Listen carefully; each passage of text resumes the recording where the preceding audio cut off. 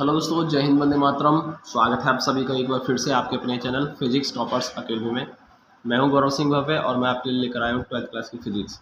जैसा कि आप जानते हैं, चैप्टर नंबर 4 वैद्युत धारिता चल रहा है और इस चैप्टर में आज हम कराने वाले हैं समांतर प्लेट संधारित्र की धारिता को प्रभावित करने वाले कारक। और ये जो टॉपिक है काफ़ी इंपॉर्टेंट टॉपिक है, बोर्ड में यहाँ से कई बार पूछा गया है ये कि चालक की धारिता को प्रभावित करने वाले कारक कौन कौन से हैं या किसी चालक की धारिता को हम किस प्रकार से बढ़ा सकते हैं।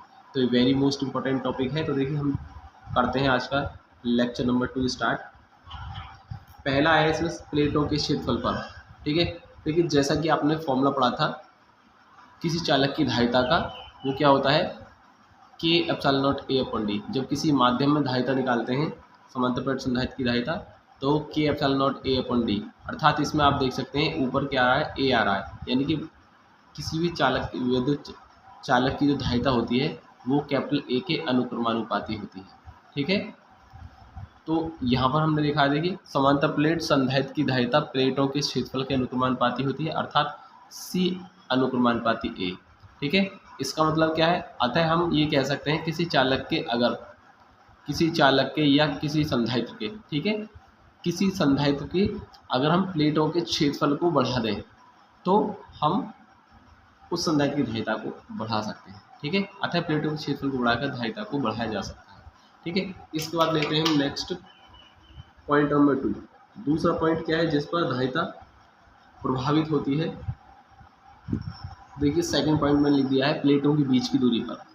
ठीक है, जैसा कि आप यहाँ देख सकते हैं प्लेटों के बीच की दूरी यानी डी, तो धारिता जो होती है वो डी के व्युत्क्रमानुपाती है। ठीक है, क्योंकि यहाँ डी क्या लिखा हुआ है, नीचे लिखा हुआ है, इसका मतलब क्या हुआ, डी के व्युत्क्रमानुपाती है।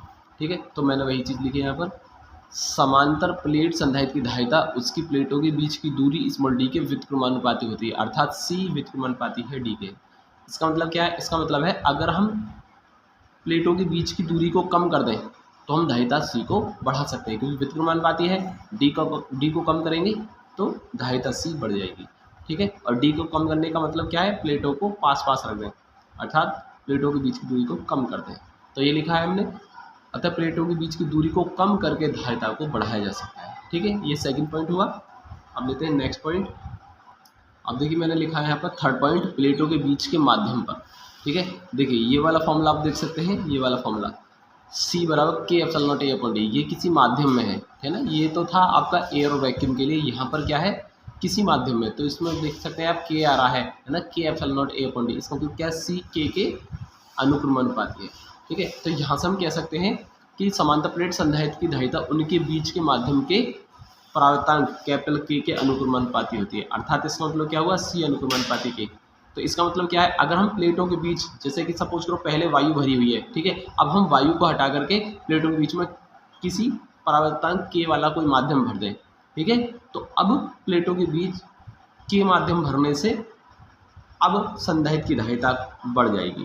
ठीक है, तो धारिता बढ़ जाएगी। या ऐसा भी कर सकते हैं, सपोज करो हमारा प्लेट के बीच में कुछ ऐसा माध्यम भरा हुआ है जिसका परावर्तांक का मान के का मान कम है। ठीक है, अब हम उसकी जगह कोई ऐसा माध्यम भर दें जिसका परावर्तांक अर्थात के का मान पहले से ज़्यादा हो, तो भी धारिता बढ़ जाएगी, क्योंकि के की वैल्यू बढ़ गई, के की वैल्यू बढ़ने से धारिता बढ़ जाएगी। तो इसमें लिखा है मैंने, समांतर प्लेट संधारित्र की धारिता उनके बीच माध्यम भरने पर बढ़ाई जा सकती है, यानी प्लेटों के बीच में अधिक से अधिक परावर्तांक वाला माध्यम भरकर हम धारिता को बढ़ा सकते हैं। तो ये कुछ कारक थे हमारे जिन पर धारिता प्रभावित करती है, अर्थात जिनको चेंज करने से धारिता चेंज हो जाती है। ठीक है, तो ये वेरी मोस्ट इंपॉर्टेंट टॉपिक है, आप इसको जरूर कर लें। नेक्स्ट टॉपिक लेते हैं हम, आंशिक परावैद्युत युक्त समांतर प्लेट संधारित्र की धारिता। देखिए यहाँ पर हमारे पास एक समांतर प्लेट संधारित्र है, लेकिन हमने इस संधारित्र के प्लेटों के बीच में एक आंशिक मोटाई के परावैद्युत पदार्थ की पट्टी रख दी है। ठीक है, लिखा है आंशिक परावैद्युत युक्त समांतर प्लेट संधारित्र की धारिता। इसका मतलब हमने इस समांतर प्लेट के अंदर आंशिक मोटाई, है ना, आंशिक मोटाई मतलब इतनी मोटाई ना हो जो कि इसके बीच के स्पेस को पूरा कवर कर ले, इतनी मोटाई ना हो। ठीक है, इसको कहेंगे आंशिक मोटाई, यानी कि पूरी डी मोटाई की नहीं है, ये डी से कम मोटाई की पट्टी है ये। ठीक है, इसलिए इसको कहेंगे आंशिक मोटाई की पट्टी। तो ये के परावर्तांक वाली आंशिक मोटाई की एक पट्टी है जिसकी हमने मोटाई क्या ले रखी है, टी ले रखी है, स्मॉल टी मोटाई की पट्टी है। ठीक है, हमने इस समांतर प्लेट संधारित्र की प्लेटों के बीच में इसको रख दिया है। ओके, तो जैसे हमने इसको इसके अंदर रखा है तो अब आपको इस संधारित्र की धारिता ज्ञात करनी है, क्या होगी। ठीक है, सबसे पहले आपको डायग्राम के बारे में लिखना है कि माना एक समांतर प्लेट संधारित्र है जिसकी दोनों प्लेटें x व y हैं। प्रथम प्लेट पर प्लस q आवेश दिया गया है जो कि प्लेट x पर एक समान रूप से फैल गया है। प्रेरण द्वारा प्लेट y की आंतरिक पृष्ठ पर ऋणावेश आ जाता है तथा धनावेश बाहरी सतह पर आ जाएगा जो कि पृथ्वी से जुड़े होने के कारण पृथ्वी को स्थानांतरित हो जाएगा। प्लेटों के मध्य स्मॉल टी मोटाई का परावैद्युत पदार्थ के वाली एक पट्टी रख दी गई है। इसके बाद आप लिखेंगे कि दोनों प्लेटों के बीच की दूरी स्मॉल डी है। ठीक है, इतना लिखने के बाद अब करते हैं हम डेरिवेशन स्टार्ट। तो हम लिखेंगे प्लेटों के बीच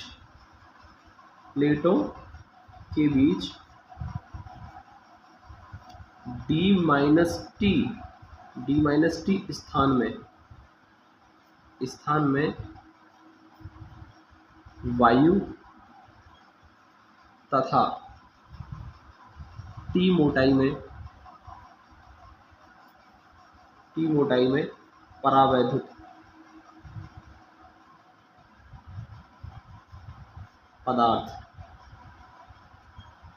भरा है। ठीक है, जैसा कि आप देख सकते हैं, देखिए पहले टी मोटाई के अंदर क्या थी, हवा थी, वायु थी। अब आपने टी मोटाई के इसके अंदर एक प्लेट रख दी है तो डी में से टी स्थान की वायु कम हो जाती है, अर्थात हम कह सकते हैं डी माइनस टी स्थान के अंदर अब जो है वायु है और टी स्थान में क्या है, परावैद्युत पदार्थ है। ठीक है, हम मान लेते हैं कि समांतर प्लेट संधारित्र की जो प्लेटें हैं इन पर पृष्ठ आवेश घनत्व सिग्मा है। यहाँ पर दो वैद्युत क्षेत्र उत्पन्न होंगे। देखिए, एक तो वैद्युत क्षेत्र वायु में होगा, दूसरा जब इस पट्टी को इसके अंदर डाल देंगे तो इस पर भी वैद्युत क्षेत्र आ जाएगा, तो प्लेट के अंदर भी वैद्युत क्षेत्र आ जाएगा। ठीक है, तो दो वैद्युत क्षेत्र होंगे, एक तो इस वायु के अंदर वैद्युत क्षेत्र उत्पन्न हो जाएगा और साथ ही साथ इस पट्टी को डालने पर पट्टी के अंदर भी एक वैद्युत क्षेत्र स्थापित हो जाएगा, तो यहाँ पर दो वैद्युत क्षेत्र बन जाएंगे। ठीक है, तो पहले लिखते हैं हम वायु में वैद्युत क्षेत्र।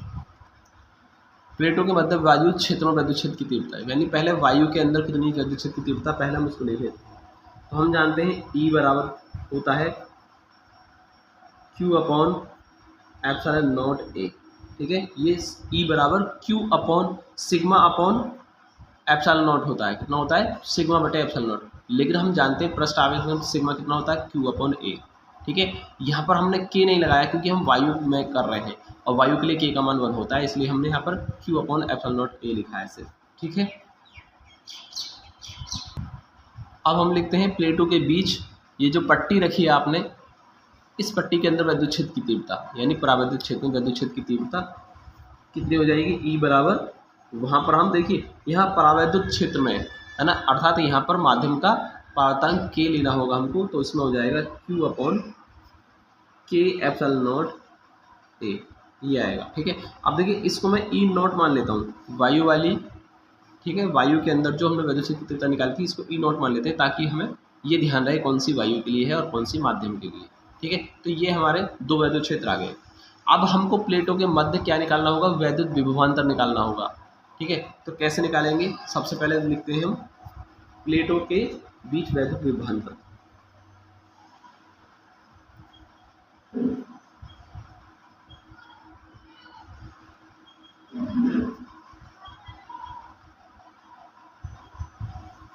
V बराबर, विभवांतर को मैंने V लिया है, कितना होगा देखिए, इसको थोड़ा ध्यान से समझेंगे।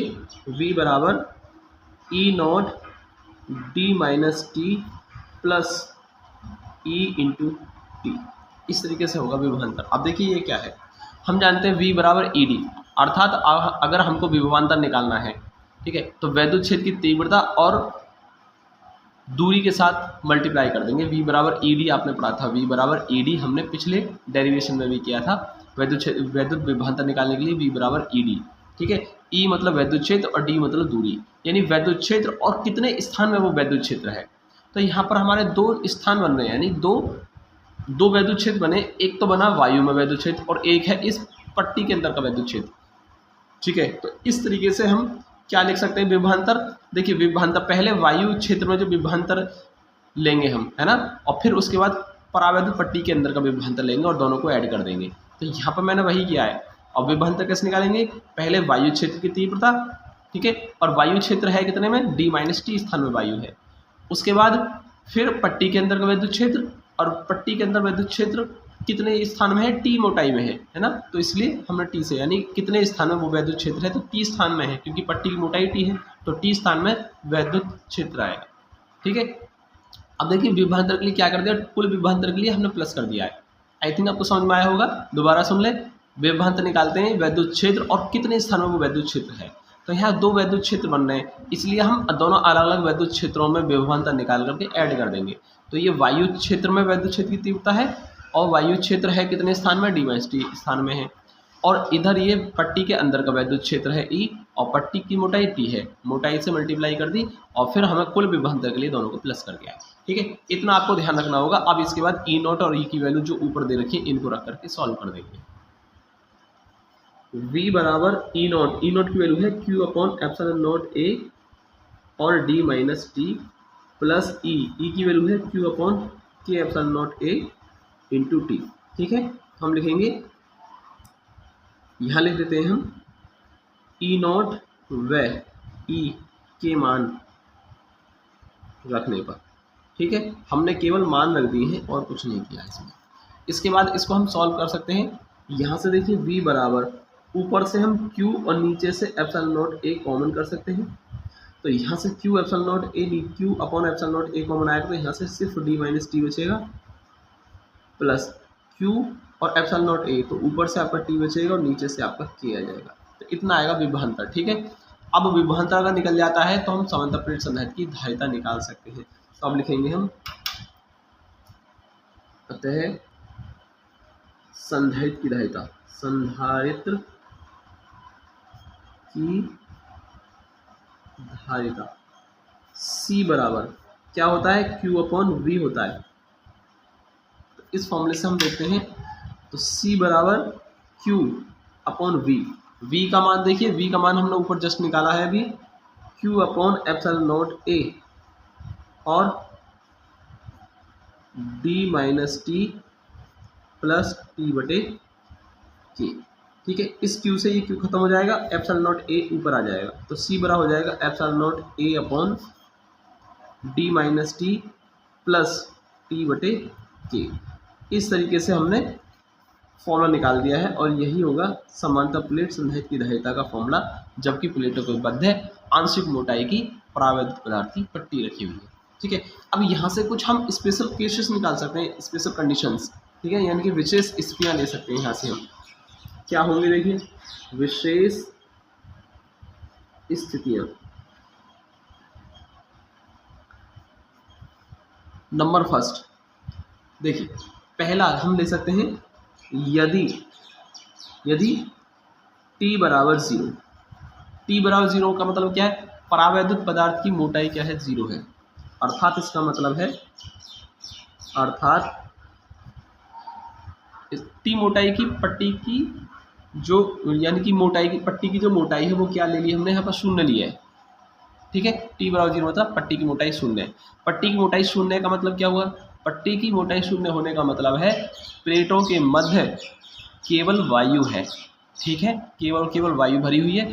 तो जब प्लेटों के मध्य वायु भरी होती है तो वैद्युत धारिता का जो फॉर्मूला आता है वो क्या आता है, ε0A/d आता है। तो हम देखते हैं अगर t बराबर 0 इस व्यंजक में रखने पर ये आता है या नहीं आता है, इसको चेक करेंगे। ठीक है, तो लिखा है हमने, यदि t बराबर 0, इसका मतलब प्लेटों के मध्य वायु भरी है। अगर वायु भरी होगी तो क्या होगा, देखिए तो धारिता C बराबर कितना होना चाहिए, C बराबर ε0A/d माइनस, तो जहाँ जहाँ d आ रहा वहाँ क्या करेंगे हम, 0, तो ये 0 हो जाएगा, और ये भी टर्म क्या हो जाएगा, ऊपर t आ रहा है तो ये टर्म भी कितना हो जाएगा, 0 हो जाएगा। ठीक है, अर्थात हम कह सकते हैं ε0A/d आ जाएगा। ठीक है, और अभी जस्ट थोड़ी देर पहले मैंने क्या कहा था कि सी बराबर कितना आना चाहिए, epsilon not a upon D आना चाहिए, क्योंकि हमने ये पहले निकाल दिया है पिछले डेरिवेशन में, जब प्लेटों के मध्य वायु या निर्वात भरा होता है, ठीक है, अर्थात वायु भरी हो या वायु या निर्वात हो, तो वहाँ पर epsilon not a upon D आती है धारिता, ठीक है। और इतनी ही हमारी फिर से आ रही है। ओके, अब लेते हैं स्थिति नंबर 2।